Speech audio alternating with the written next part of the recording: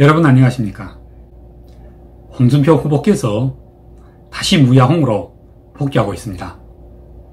무조건 야당은 홍준표라는 야당의 후보들 가운데서 오직 홍준표 후보만의 본래 모습이 아주 빨리 급격하게 회복되어 가고 있습니다. 이를테면 홍준표 후보께서 조국가족 수사가 과잉수사라고 했다가 보수우파 지지층으로부터 벌떼 같은 공격을 받고 곧 국민들이 가혹하지 않았다고 생각한다면 제 생각을 바꿀 수밖에 없다고 밝힌 것과, 그런데 제가 보기에 이 문제는 처음부터 그 첫 단추가 잘못 끼어진 것이 분명해 보입니다. 왜냐하면 과잉수사가 문제가 아니라 문제는 부실수사가 아닌가요? 조국을 잡아넣었어야지 조국은 못 잡아넣고 조국의 아내를 잡아넣은 것이 무슨 놈의 과잉수사인가요? 자, 여기서 무슨 놈의 놈자에다가 따옴표를 넣겠습니다. 이것이 만약 과잉수사가 되자면 당연히 제일 먼저 조국부터 잡아넣고 다음 조국의 동생이라든가 또는 나아가 아내까지 잡아넣었다면 그건 누가 보기에도 과잉수사가 될 수 있죠. 부부를 다 잡아넣은 것이니까 말입니다. 그런데 그게 아니잖아요. 제일 먼저 잡아넣었어야 할 주범은 지금까지도 바깥에서 아주 활발하게 계속 SNS에서 활동하고 계시잖아요. 때문에 이건 윤석열 당시 검찰총장께서 과잉수사를 한 것이 아니라 아주 부실한 모자란 수사를 한 것입니다. 때문에 오늘의 윤석열 후보에게는 과잉수사가 아닌 부실수사, 즉 주범은 놓쳐버리고 종범만 잡아넣은 바로 이 책임을 다져야 하는 것입니다. 그리고 바로 이들 조국 가족에 대한 수사를 진행할 때에는 당시 온갖 인권보호 예의범절 다 지켜가면서 거꾸로 보수파 인사들에게는 온갖 인권 침해, 인격 훼손, 인간 모멸을 느끼게 만들었던, 그래서 자살자들까지도 생겨나게 되었던 이 문제를 따지고 추궁해야 하는 것입니다. 그런데 홍 후보께서는 그 공격 포인트를 잘못 잡은 거였잖아요. 그래서 잠깐 삐걱한 사이에, 그러잖아도 원래부터 홍 후보가 앞장에서 윤석열을 잡아주기만을 정말 목마르게 애타게 기다리고 있던 유승민, 하태경의 무리가 더는 기다릴 새가 없이 바로 준비해두고 있었던 몽둥이로 홍 후보의 뒤통수를 내리치기 시작한 것이 아니고 뭡니까?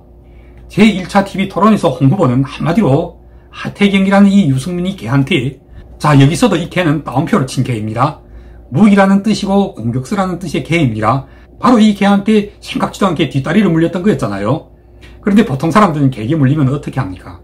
그 개의 이빨이나 또는 타액 속에 파상병이나 광견병 바이러스가 있었을 경우를 대비해서 반드시 병원에 가서 전문 치료를 받아야 합니다. 필요하면 백신도 맞아야 하잖아요. 물론 병원에 가지 않고도 무난하게 상처가 아물어 딱지가 떨어지고 나면 별일 없을 수도 있습니다.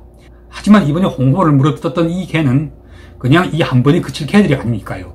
이들은 아주 대놓고 다음 토론 때 또 보자, 그때도 계속 물어뜯어서 끝까지 상대를 죽이지 않으면 자기들에게는 영영 기회가 없다는 그런 개들임을 알고 계셔야 합니다. 자, 다시 본문으로 돌아가겠습니다. 조국 수사와 관련하여 그것이 과잉수사든 아니면 사실상의 부실수사였던 상관없이 홍준표 후보께서 대다수 보수파 국민들의 뜻에 반하지 않고 자신의 생각을 바꾸시겠다고 하신 것, 이것은 홍 후보께서 정말 잘하신 것입니다.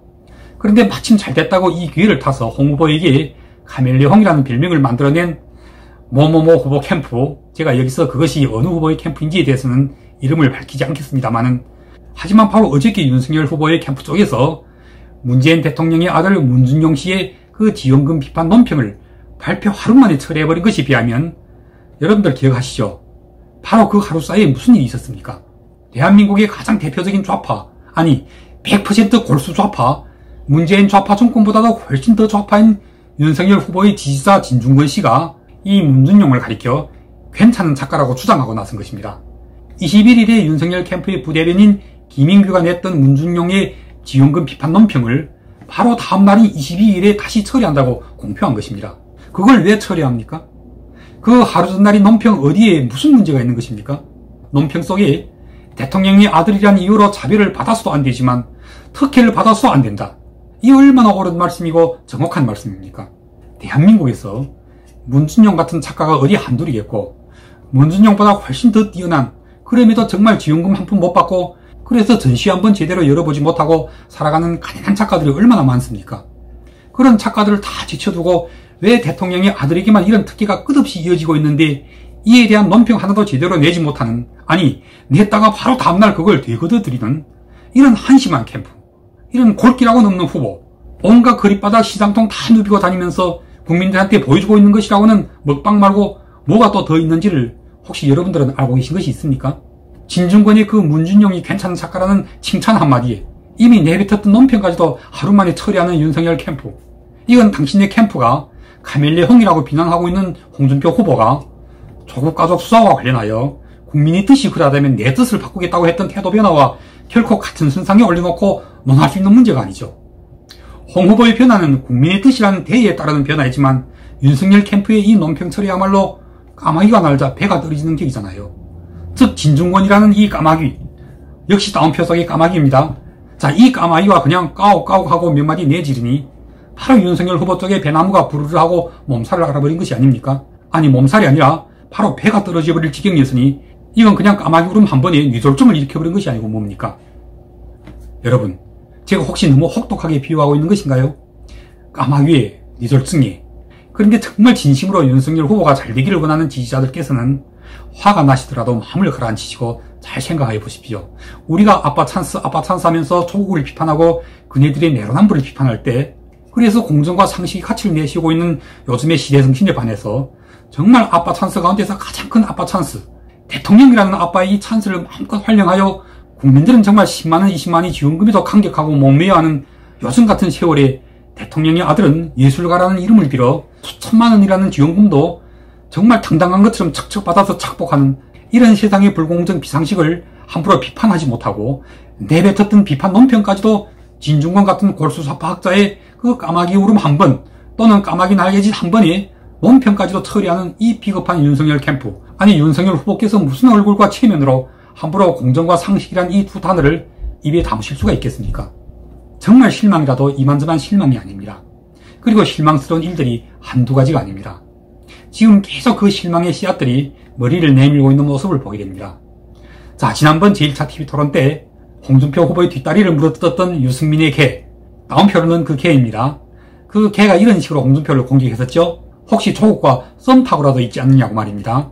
그런데 그건 사실상 조국이 일방적으로 홍준표 후보의 SNS 글을 파다가 자기 SNS에 공유했기 때문에 그걸 비유해서 꼬집었던 표현이잖아요. 그런데 진짜로 지금 그 누군가와 아니 이미 벌써 오래전부터 썸 타는 사이였던 사람은 다름 아닌 윤석열 본인이었던 것이 요즘 속속 드러나고 있잖아요. 이를테면 말입니다. 얼마 전에 김종인이 언론에서 이렇게 공개했습니다. 윤석열이 국힘당에 입당할 때 자기한테 전화로 의견도 묻고 했다고 말입니다. 그리고 그 이전에도 그리고 또 그 이후에도 윤석열 후보 본인은 항상 우연하게 레스토랑에서 만나서 잠깐 함께 자리를 했다거나 어쨌든 이런 우연을 가장한 필연을 암시하기라도 하듯이 그러나 그건 우연을 가장한 필연이 아니라 필연을 위장하기 위한 우연의 제스처에 불과했던 거죠. 그렇게 김종인과 윤석열은 서로 썸 타는 사이라는 것이 이미 세상에 다 공개되었고 알만한 사람들은 다 알고 있는 비밀 아닌 비밀이 되어버렸습니다.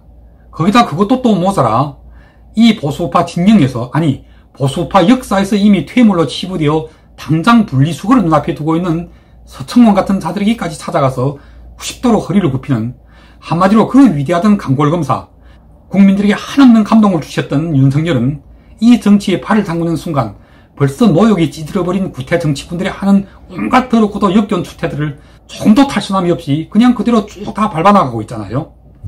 그 겉으로 드러내 보이고 있는 걸걸하고도 소탈하고도 시원시원해 보이는 목소리와 그 위에 어울리는 먹방과 내질러 보이곤 하는 두 팔과 주먹의 기계와는 달리 몰래 뒤에서 썸 타는 군상들과 그 군상들 앞에서 굽실거리는 추태는 어떻게 이렇게도 180도로 서로 다른 것입니까? 어제까지 카멜레홍으로 조롱당했던 홍준표 후보야말로 정말 진짜 억울하겠다는 생각이 듭니다. 이제는 카멜레홍이 아니라 진짜 카멜레이유는 다름 아닌 바로 윤석열 당신 자신이 아닌가요? 제가 이미 여러 차례 방송에서 공고 내지 경고의 말씀을 드렸던 바와 같이 공정과 상식의 기치를 들고 나온 강골검사 출신 윤석열이 만약 비리전과자인 김종인과 손을 잡는 순간 윤석열은 스스로 무덤을 파는 길이라고 말입니다. 그런데 이미 이들 두 사람이야말로 서로 썸 타는 사이라는 것이 다 드러났을 뿐만 아니라 윤석열의 지지자들은 예를 들면 윤석열을 응원하고 있는 유튜버의 논객들까지도 모두 윤석열과 관련한 김종인의 말 마디마디를 신성시하고 있잖아요. 무슨 김종인 전 비대위원장까지도 윤석열에 대하여 어떻게 말씀하셨다느니 이런 역겨운 착태들이 점점 노골화되어 가고 있는 것을 보면서 저는 점점 그래도 보수파 믿을 자는 홍준표밖에 없겠구나 하는 생각이 드는군요. 최소한 홍준표라면 그래도 진중권이 그 한마디에 캠프 명의의 논평까지도 처리하는 윤석열처럼 그리고 자기 자신이 다른 누구도 아닌 바로 검찰총장 출신임에도 불구하고 한마디에는 김종인 같은 비리전과자와 썸 타는 사이가 되어버린 윤석열처럼 차라리 홍준표를 믿는 일이 윤석열을 믿는 것보다 훨씬 더 안전한 상치가 될지도 모르겠다는 생각을 거듭하고 있습니다. 여러분, 홍준표 후보 그동안 몇 가지 실수가 있었지만 그래도 지금 아주 잘하고 있다고 보여집니다. 그 실수들은 모두 어제까지의 실수들입니다.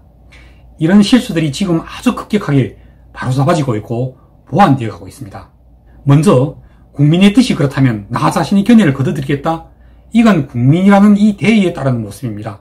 그리고 내가 만약 대통령이 된다면 1년 이내에 반드시 문정권의 부정패를 청소하겠다고 선포한 것 또한 반드시 이 나라를 정상으로 되돌려 놓겠다는 보수파 전체 국민들의 결기를 대변한 것입니다.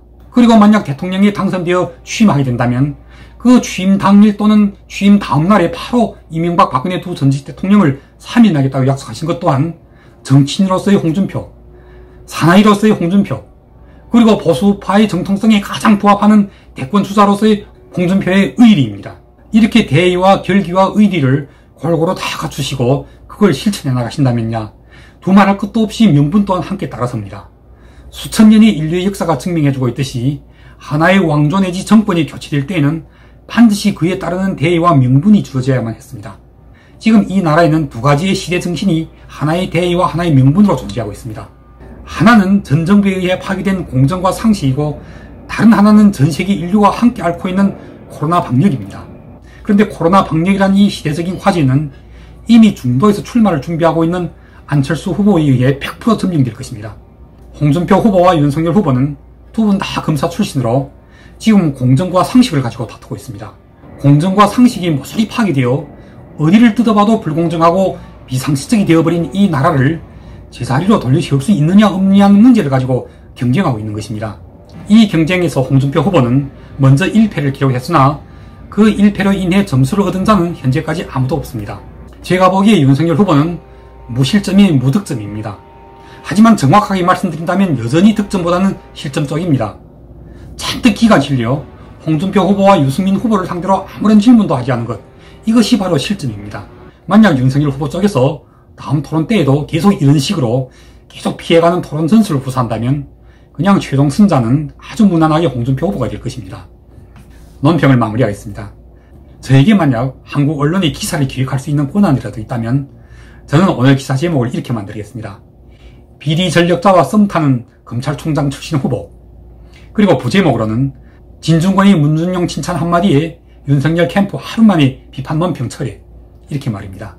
이와 같은 윤석열 캠프 쪽의 문제점들은 지금 한창 시작하고 있는 리스크들이고 홍준표 후보 쪽의 그 문제점들은 모두 어제까지의 리스크들입니다. 문제는 관건은 바로 지금부터입니다. 내가 만약 대통령이 된다면 취임 당일 또는 그 다음날 바로 박근혜 전 대통령을 사면하겠다는 홍준표 후보의 이 약속 정말 멋지십니다. 다음 내가 만약 대통령이 된다면 1년 이내에 문정부의 부정부패를 손봐서 뿌리 뽑겠다는 약속, 그리고 또 나아가 이번 대장동 의혹과 관련하여 여기에 만약 야당의 정치인들이 개입되었다면 그들에 대해서도 모조리 반드시 처단할 것이라는 이 약속, 이 또한 얼마나 멋지십니까? 마지막으로 한마디만 더 한다면 홍준표 후보께서는 행여라도 정치공학에 빠져서 부정과도 타협할 수 있음을 암시하는 듯한 민주당 국무총리 임용설 같은 그런 위험한 발상을 두 번 다시는 하지 마십시오. 그리고 이준석이 인류의 희망 내지 요행하는 기대 심리를 가진 것도 대단히 위험합니다. 이준석은 그냥 유승민, 하태경과 한물이 일신동치라고 보면 틀림이 없을 것입니다. 그리고 할당이 무너지는 한이 있더라도 홍준표 후보께서는 김종인, 박지원 같은 비리 전력자와 손잡는 일은 결코 없을 것이라고 전체 보수파 국민들과 중도의 국민들을 향하여 약속하십시오. 그렇게 되면 김종인을 싫어하고 박지원을 싫어하는 보수파 국민들과 국힘당의 당원들은 홍준표와 윤석열 사이에서 금방 옥석을 가려낼 것입니다. 그럼 오늘 방송 여기까지 하겠습니다.